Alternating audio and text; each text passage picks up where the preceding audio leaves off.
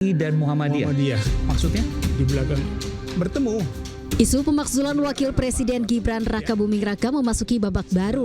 Letjen TNI Purnawirawan Soeharto mengaku mendapat dukungan dari MUI dan Muhammadiyah. Hal tersebut disampaikan dalam program Rakyat Bersuara yang dipandu Aiman Wicaksono. Kami mendukung 8 poin itu. Yes. MUI dan Muhammadiyah. Iya. Ini bukan asal klaim nih Pak, atau perorangan? Tidak. Secara organisasi atau perorangan? Secara organisasi. Sorry, ini agak serius Pak. Kalau bicara secara organisasi, dari mana Bapak bisa mengatakan bahwa MUI dan Muhammadiyah mendukung Purnawirawan TNI 8 poin usulan itu? Secara organisasi pada Pak waktu itu bersurat kepada mereka, "Oh Pak, nanti kami undang Bapak bertemu sana. Tapi kami mengundang, tapi kami mendukung 8 karena itu." Namun pernyataan ex-komandan Korps Marinir ini dibantah oleh Wakil Ketua Umum MUI sekaligus Ketua PP Muhammadiyah Anwar Abbas. Anwar Abbas menegaskan Muhammadiyah dan MUI tidak terlibat politik praktis. Bahwasanya Majelis Ulama Indonesia dan Muhammadiyah tidak pernah menyatakan sikap dan dukungan terhadap rencana tersebut. Karena Majelis Ulama Indonesia dan Muhammadiyah sadar betul itu bukanlah urusannya. Majelis Ulama Indonesia dan Muhammadiyah tidak akan terlibat dalam politik praktis. Itu adalah urusan dari partai politik dan juga urusan dari teman-teman yang ada di DPR atau di Senayan sana.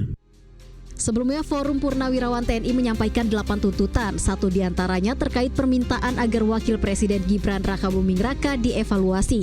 Pernyataan ini ditandatangani oleh Purnawirawan TNI Fahrul Razi dan Wakil Presiden ke-6 Republik Indonesia, Tri Sutrisno. Sementara itu mantan Menko Polhukam Mahfud MD menilai pemakzulan Gibran secara undang-undang bisa dilakukan. Namun secara politis akan sulit karena melibatkan DPR. Usul pemakzulan Gibran itu secara teoritis ketatanegaraan bisa. Tapi secara politik akan sulit. Secara politik akan sulit. Ketatanegaraan itu sudah mengatur. Kalau presiden, wakil presiden melakukan 5 hal atau terjadi 1 hal jadi 6 akhirnya, korupsi, penyuapan, pengkhianatan, tindak pidana berat dan perbuatan tercela, itu bisa dimakzulkan. Tapi itu teorinya, prakteknya kan susah. Karena apa? Untuk memakzulkan seorang presiden atau wakil presiden itu harus diputuskan dulu oleh sidang pleno DPR yang dihadiri oleh minimal 2/3 dari seluruh anggota. Sidang pleno DPR ya? Iya. Ya. 2/3 dari yang hadir ini, 2/3 harus setuju bahwa ini harus dimakzulkan karena terbukti melakukan perbuatan tercela. Bayangin secara politik. 2/3 tuh berapa? Iya kan? Ya. Kalau dari 575 kira-kira 2/3 itu kan sudah harus anggota DPR 380-an lah ya, sekitar itulah. Kalau tidak sampai itu, tidak bisa. Ini baru dari hitung-hitungan politik ya, yang sulit gitu ya, karena nggak dengan kondisi sekarang, apalagi nanti mungkin yang lain. Iya, nanti sesudah, lah 2/3 oke, setuju dia dimakzulkan, bawa dulu ke MK untuk meminta putusan konfirmasi. Ya benar ini salah.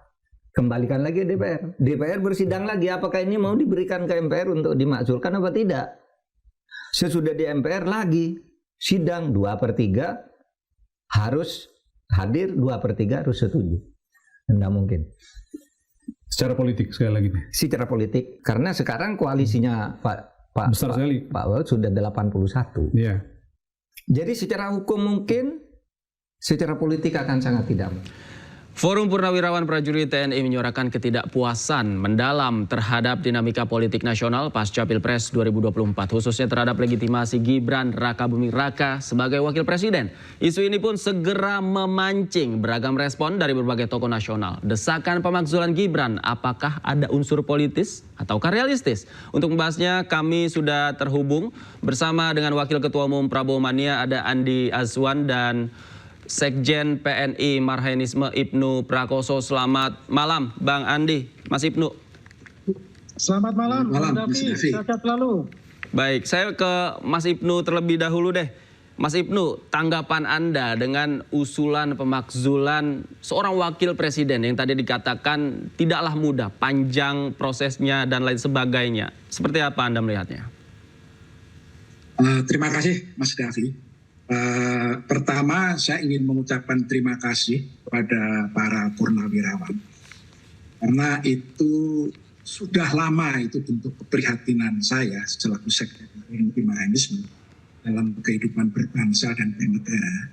Tentunya ini kan ada latar belakangnya.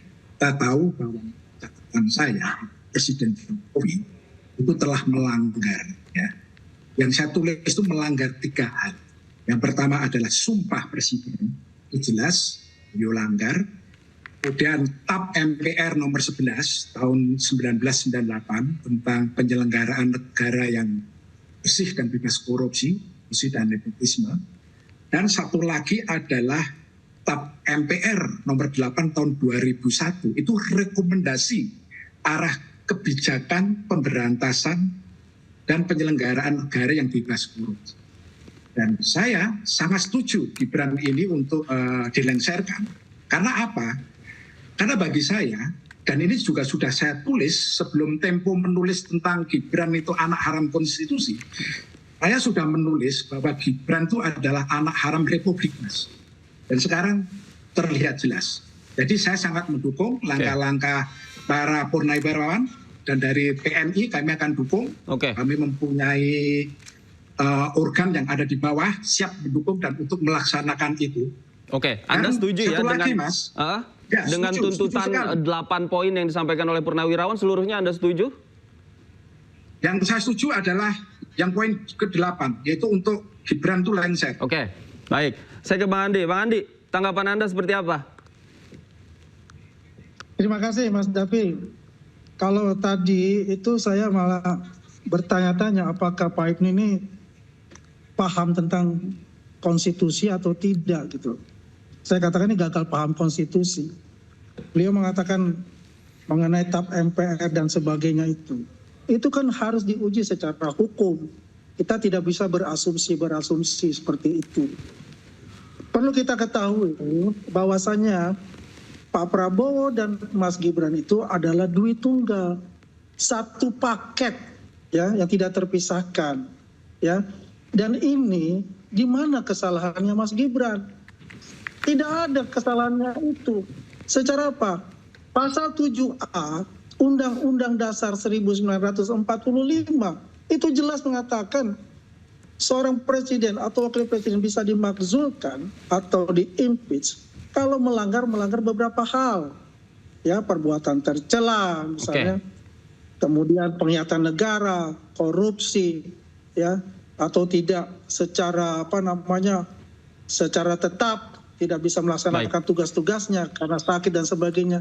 Itulah patokannya gitu. Jadi menurut Anda tidak ada yang dilanggar oleh Gibran, Bang Andi? Kenapa? Tidak ada yang dilanggar oleh Gibran? Tidak ada. Di mana posisi dia untuk melanggar itu? Makanya ini banyak orang yang sangat genit-genit ini.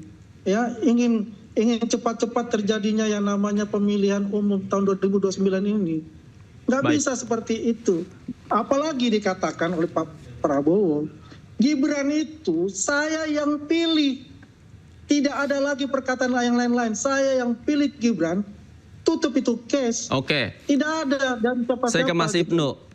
Mas Ibnu, Anda setuju? Tidak ada pelanggaran yang dilakukan oleh Gibran katanya? Ada jelas. Keputusan MPR nomor 90 itu kan jelas. Itu adalah hasil perselingkuhan antara Presiden dan Ketua MK. Dan kita jelas akhirnya kan Ketua MK kan dilengserkan. Dari situ kita bisa melihat kok. Itu yang pertama. Kemudian yang kedua, Mas Andi perlu ketahui, saya alumni Lemhanas, PPRA tahun 2018. Saya kursus di Lemhanas selama 7 bulan. Dan saya adalah magister ilmu politik. Saya tahu persis itu. Bagaimana Jokowi dan kroni-kroninya dan juga keluarga Jokowi, ini kalau dibiarkan, ini akan merusak. Ini akan merusak dan ini sangat berbahaya. Saya tidak ada masalah dengan Pak Prabowo. Silahkan Pak Prabowo. ya. Tetapi untuk saudara Gibran ini memang harus dilengsarkan. Saya merasa tidak pantas wakil presiden Indonesia yang bagaimana tingkat kapasitas dan kapabilitasnya seperti itu. Oke. Jujur, malu saya. Mas Ibnu, pertanyaannya kemudian kan, pertanyaannya kemudian kan tantangannya adalah membuktikan tuduhan tersebut. Bagaimana Anda membuktikan bahwa Gibran ini melanggar konstitusi, kemudian juga harus dilengsarkan? Pertama kita harus masuk kembali ke keputusan MK nomor 90, ya, dan jelas itu ini adalah cacat moral dan secara etika politik itu tidak dipenuhi. Etika politik. Kita hidup berbangsa dan bernegara, etika politik moralitas di atas kita.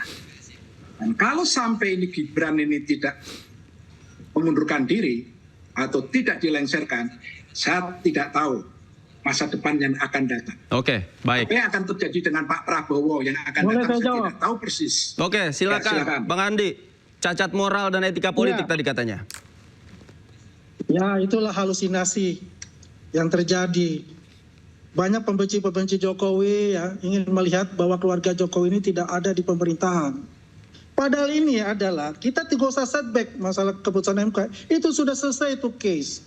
Dan kita sudah mempunyai presiden dan wakil presiden di Republik ini. Jangan balik ke belakang. Itu pun sudah no problem. Di PT UN pun juga nggak ada masalah. Sudah menang untuk masalah itu. Jangan bicara seperti itu. Kalau bicara menuduh seperti itu ada proses hukum. Ya, ada proses hukum untuk itu. Silakan saja berasumsi dan macam-macam mengatakan itu. Tapi ini adalah presiden dan wakil presiden yang sah.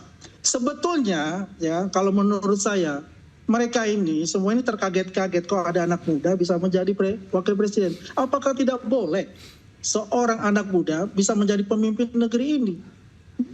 Di luar negeri PM Trudeau itu anak muda juga. Tapi apa yang terjadi dia pimpin sebagai presiden? Dia mampu membawa negaranya sebagai negara yang kuat. Ya. Dan ini adalah representatif dari kaum muda. Jangan salah, sebentar lagi kita ada bonus demografi. Dan mungkin ini salah satu yang ditakutkan ya oleh generasi yang lain, generasi yang lebih tua untuk itu. Percayalah, Pak Presiden Soekarno pernah mengatakan, beri saya 10 anak muda maka saya akan goncangkan ini dunia. Kan begitu. Baik, Mas Ibnu. Dinafikan untuk itu. Oke, saya ke Mas Ibnu. Mas Ibnu, jangan-jangan nih ada yang tidak senang anak muda menjadi wakil presiden. Anda termasuk dalamnya, Mas Ibnu? Saya sangat senang anak muda untuk menjadi presiden. Tapi bagaimana cara mencapainya dan itu harus dikritisi. Pak Andi yang saya hormati. Dari tahun 2014 saya adalah pendukung Jokowi. Saya dari Solo, Pak. Tetapi pada saat Jokowi setuju Gibran untuk menjadi wali kota, di situ radar kebangsaan saya bicara, Pak. Ini tidak boleh dan ini adalah KKN. Nepotisme. Itu, Pak. Jadi bukan masalah anak. Kalau Gibran itu bukan anaknya Jokowi, masalah. Atau enggak, begini Pak Andi, sebentar, Mas Davi. Sekarang Gibran mau mencalonkan jadi presiden, oh saya dukung Pak. Karena bapaknya sudah tidak menjadi presiden, Pak. Saya dukung, Pak. Tetapi pada saat Gibran mencalonkan diri jadi wali kota, jadi wakil presiden, bapaknya menjabat, saya lawan, Pak. PNI Pemahanis melawan. Lawan, Pak. Dan itu tidak boleh. Nah baik, saya ke Pak Andi. Pak Andi, apakah melawan juga argumentasinya Mas Ibnu? Jangan kemana-mana, kita akan bahas usai jeda berikut. Kita lanjutkan lagi diskusinya usai jeda, pemirsa. Jangan kemana-mana, Newsroom masih akan kembali. Tetaplah bersama kami.